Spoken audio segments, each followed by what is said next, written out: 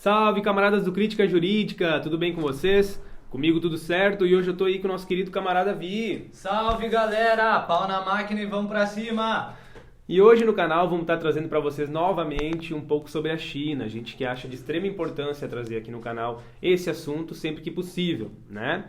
Vamos estar falando então especificamente sobre a institucionalidade socialista, certo? Como isso funciona na China, tá? E como essa institucionalidade está a serviço do Partido Comunista Chinês, certo? Logo a serviço da população chinesa, né, que é representada pelo partido, para movimentar, criar certas coisas na economia, movimentar de certa forma, sempre atendendo os interesses do Estado chinês. O principal é isso mesmo, é tentar mostrar pra galera aí do canal como a institucionalidade socialista acaba fazendo com que surja essa formação econômico-social da China. Perfeito. Né? Porque, bom trazer aqui, ó, o livrinho, Tomás mostra pra vocês. Tudo que a gente comenta aqui é baseado no livro do Elias Jabbour, com Alberto Gabrielli, né, que é China e o Socialismo do Século XXI.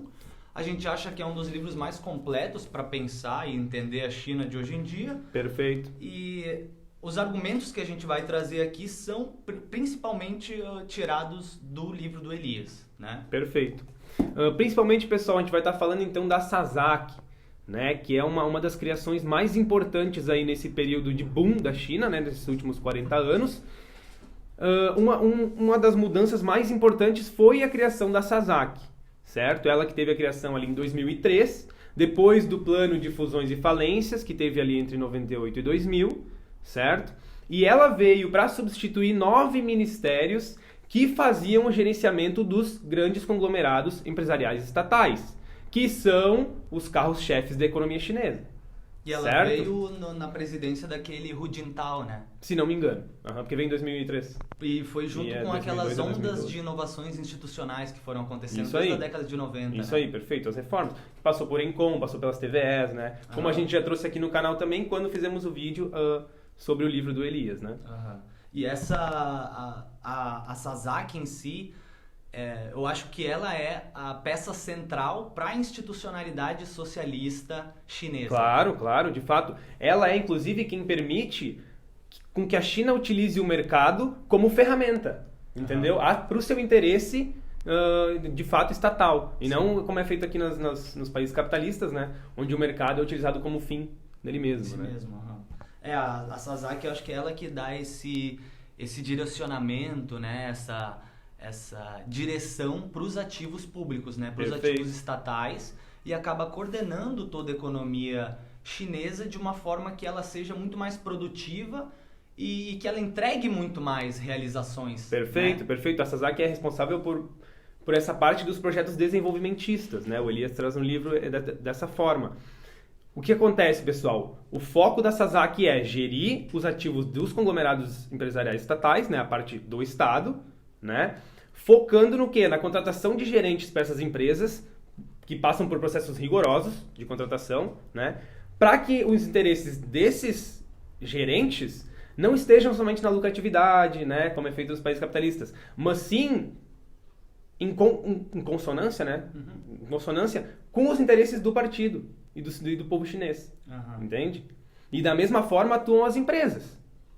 E por isso que a dinâmica econômica da China é extremamente diferente dos países capitalistas ocidentais. Claro, que nem tu disse, claro. Como aqui nos países do Ocidente a economia é tratada como um fim em si mesmo, os setores econômicos, ou vamos chamar assim, as instituições econômicas de grande peso da economia, elas estão muito mais preocupadas em assegurar que o grande jogo de especulação continue seguindo, do que de fato, fazer uma alocação eficiente de recursos, garantir uma produtividade econômica. Perfeito. Né? E garantir que a economia de fato entregue para a população aquilo que ela promete. Perfeito, perfeito. Né? Perfeito, perfeito. Inclusive os conglomerados empresariais estatais chineses, vários deles são oligopolistas, né? E em diversas áreas de desenvolvimento, né? De infraestrutura, entende? Áreas que são de extrema importância para o país.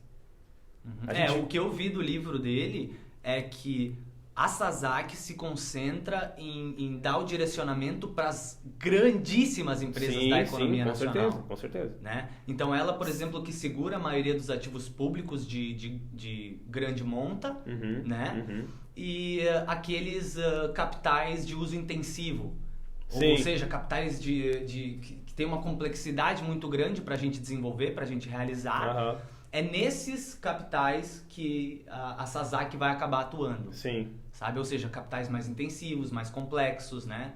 Fronteiras da ciência. Isso aí. Ele fala muito na fronteira da ciência, né? Porque quem é que vai investir para fazer pesquisa, né? Quando não se está lucrando ainda, né? Só o Estado mesmo.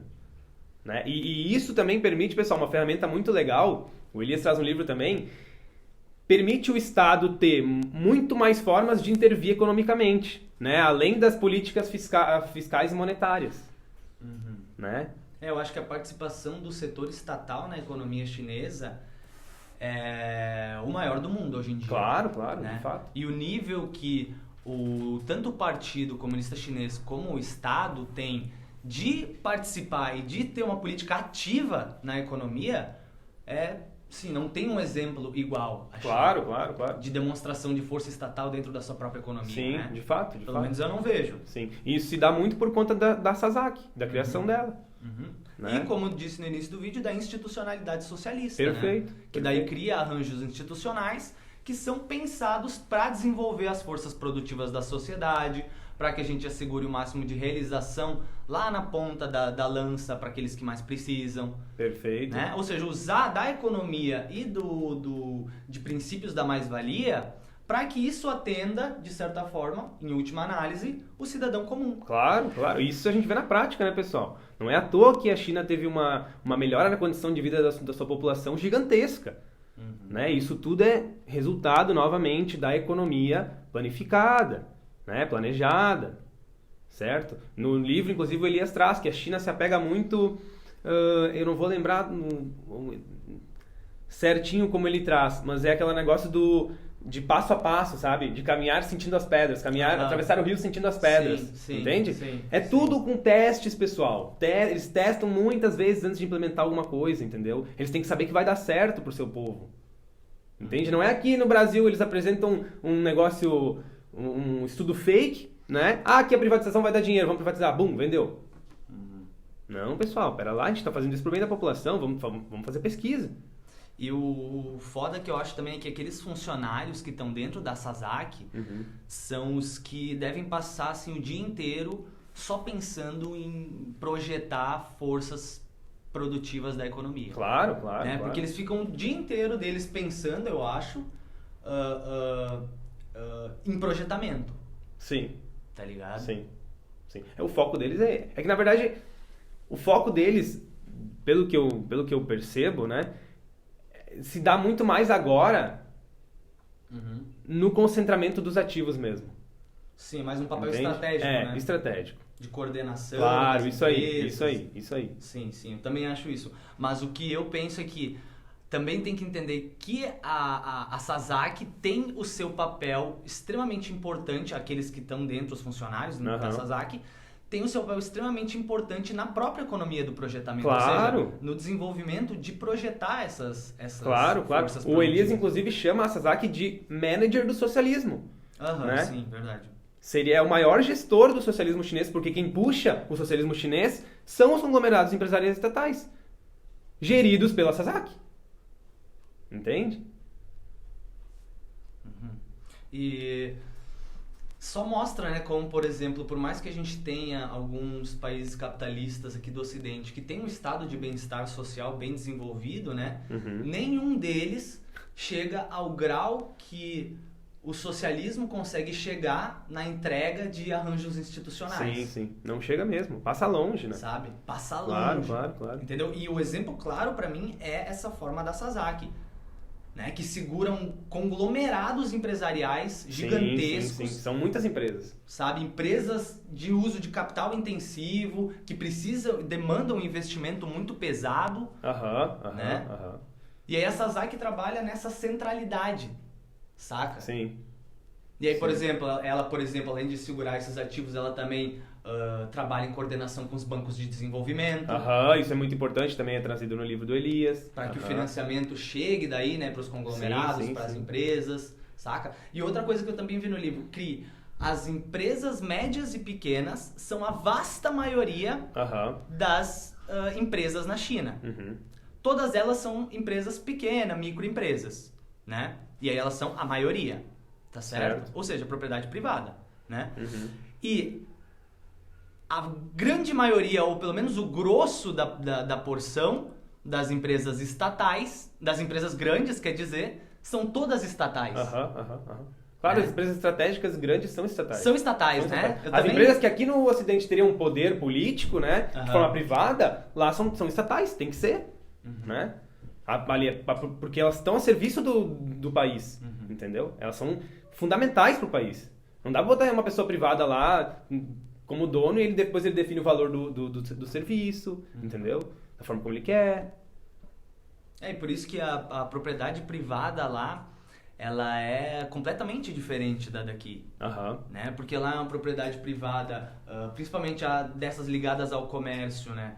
É uma micropropriedade, é uma propriedade pequena, não é uma propriedade de grande porte. Quando a propriedade é de grande porte e, como tu falou, é um setor estratégico, é um setor de, sei lá, vamos supor, energia, ou que está relacionado a alguma fronteira da ciência que precisa desenvolver, esse setor é majoritariamente estatal. Claro.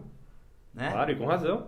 Então, se não me falha a memória, num daqueles rankings que ele diz das 500 maiores empresas da China... Forbes 500. Se não me falha a memória, é que na Forbes 500 não são as 500 maiores da China. As 500 maiores da China. Dessas aí, se não me falha a memória, 92% ou 93% eram estatais. Tá, eu acho que é o das 500 maiores... ranking, né? Não me lembro do ranking. Mas das 500 maiores empresas que atuam na economia chinesa, 92, 93% são estatais. Sim. Né?